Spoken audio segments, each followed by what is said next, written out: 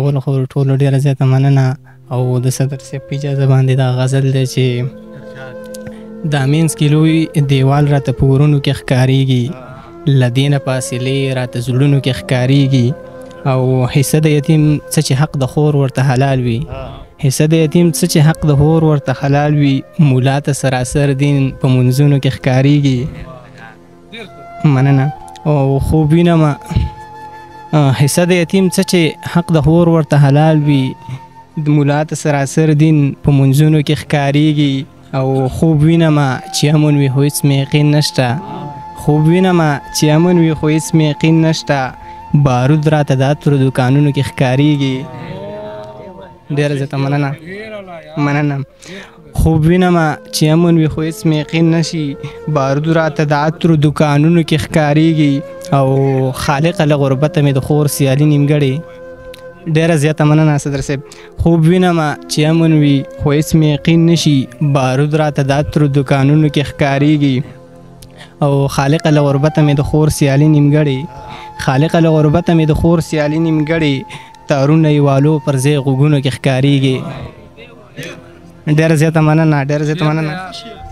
خالقه له غربته مې د خور سیالي نیمګړې تارونه یې والو پر ځای غوږونو کې ښکارېږي او سهاره د ظالم په ظلم چوپ ګونګیان ولاړ وي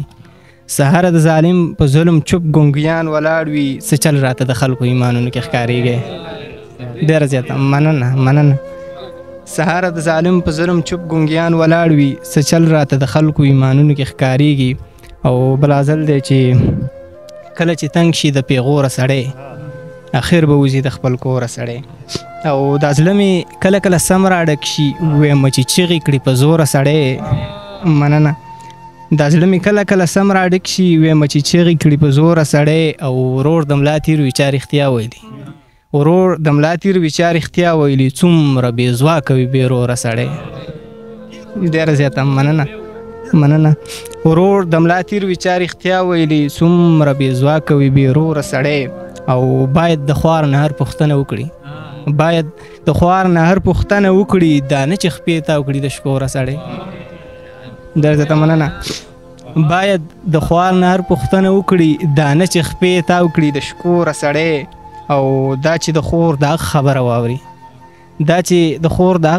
واوري ولې سکروټه شي بې اوره سړی او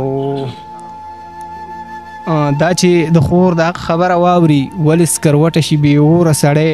سهاره دا غزل بې ذکره دی یار بیا به خفه شي درنه ګوره سړی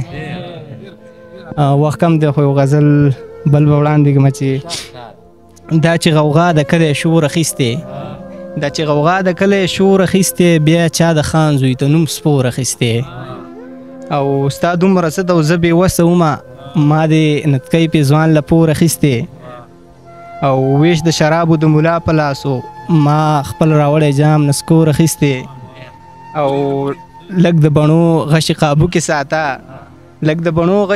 کې ساته اله زما زخم ټکور اخیستې او